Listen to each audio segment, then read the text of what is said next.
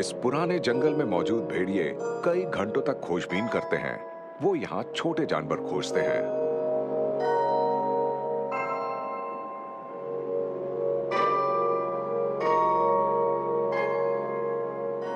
इनका रोज का भोजन है खरगोश और चूहे।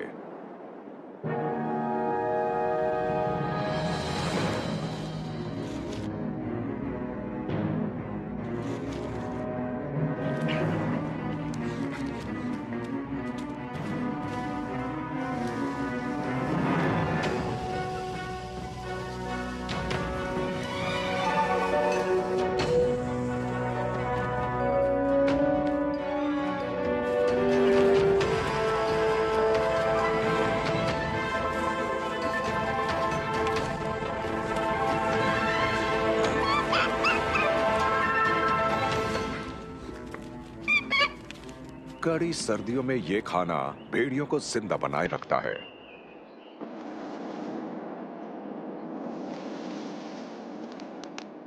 साइप्रस पेड़ों की ये प्रजातियां लंबी और चौड़ी होती हैं। इनकी ऊंचाई अलग अलग हो सकती है। साल भर ये पेड़ हरे भरे बने रहते हैं।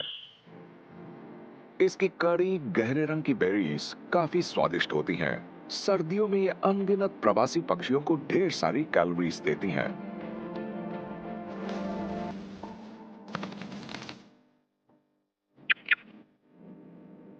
क्रिसमस के मौसम के इस मीठे तोहफे की वजह से यहाँ थ्रश और फल पसंद करने वाले दूसरे पक्षी बड़ी तादाद में जिंदा रहते हैं।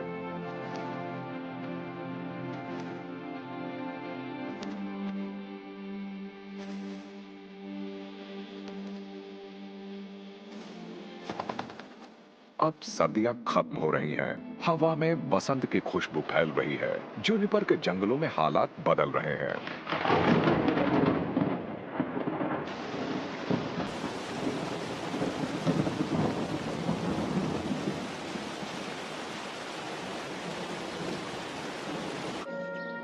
ये वही समय है जब युवा भेड़िए मिलन के लिए तैयार हो जाते हैं।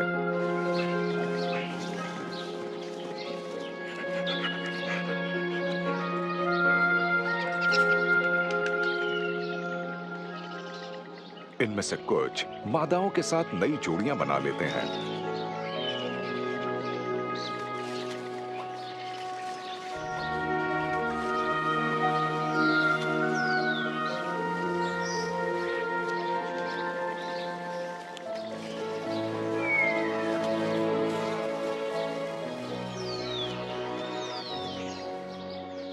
जूनिपर के इस जंगल में नया परिवार शुरू करने का सारा इंतजाम है।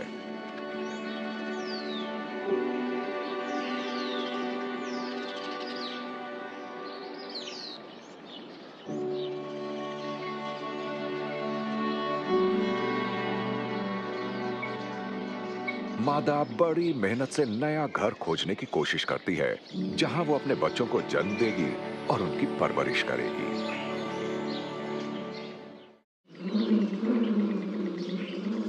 भेड़िए इस वक्त नए घर की तलाश में जुटे हैं, जबकि युवा गिद्ध अपने चौकन्ने माता पिता की निगरानी में उड़ान भर रहा है। पक्षियों में प्रजनन का सबसे बड़ा चक्र ग्रिफिन वल्चर का ही होता है। एक वयस्क जोड़ा करीब 6 महीने के लिए एक साथ आता है और अपने इकलौते बच्चे की परवरिश करता है। गिद्धों के चूजे बहुत धीरे धीरे बढ़ते हैं।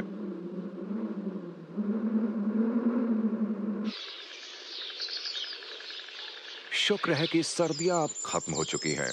बसंत ने रंगों की अपनी आभा बिखेरनी शुरू कर दी है।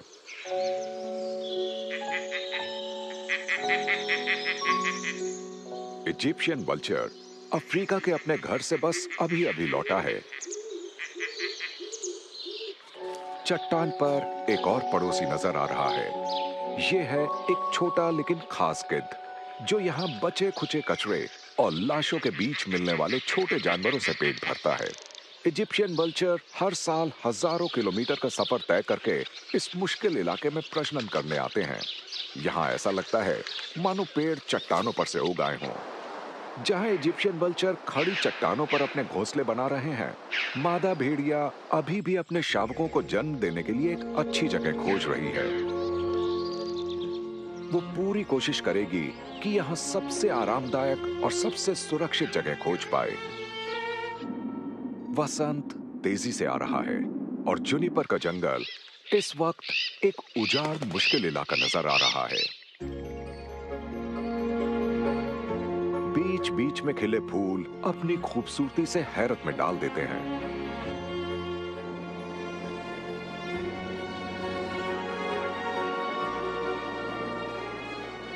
ऑर्किड खिल उठे हैं। इनके फूल कीड़ों की शक्ल के लेकिन बेमिसाल होते हैं। ट्रॉपिकल के ये चटकीले खूबसूरत फूल मटमैले हरे जूनिपर के बीच बहुत प्यारे लगते हैं।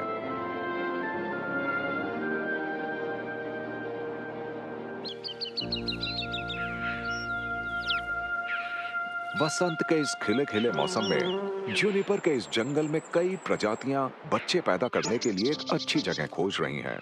ब्लू टिट डालियों की दरारों और खोहों के बीच घर बनाते हैं। जूनिपर के जंगल की इस घनी छत पर थ्रश पक्षी अपना घोंसला बनाते हैं।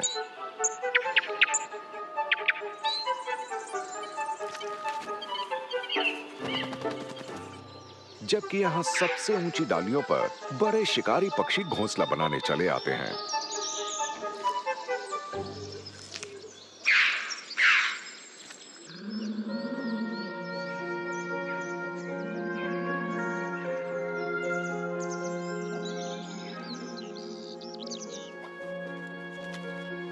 मादा भेड़िया की बेचैनी बढ़ रही है। कुछ ही दिनों में ये अपने बच्चों को जन्म देगी, पर अभी तक इसे कोई सुरक्षित जगह नहीं मिल सकी है।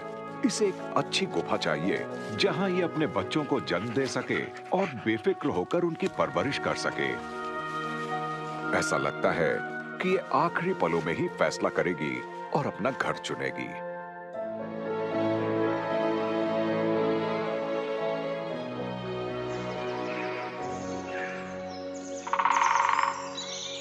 कुतरने वाले छोटे जीवों के लिए यह काम बड़ा आसान है। यहाँ बहुत सारी छोटी छोटी जगह हैं जहाँ ये रह सकते हैं और जहाँ खाने की भरमार है। इनका खाना है जूनिपर के पेड़ों पर लगी बेरीज और अनगिनत बीज। इस जंगल में बड़ी तादाद में चूहे मौजूद हैं और इनका शिकार करते हैं बार्न आउल जैसे कई शिकारी पक्षी। ये उन्हीं चट्टानों पर रहते हैं जहाँ गिद्ध डेरा डालते हैं।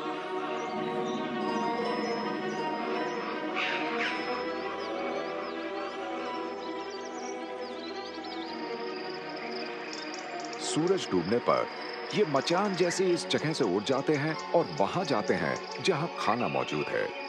इनकी इंद्रियां इतनी तेज होती हैं कि ये एक ही रात में एक दो नहीं बल्कि 3-4 स्तनपायी जीवों का शिकार करते हैं, जिनमें ज्यादातर चूहे होते हैं।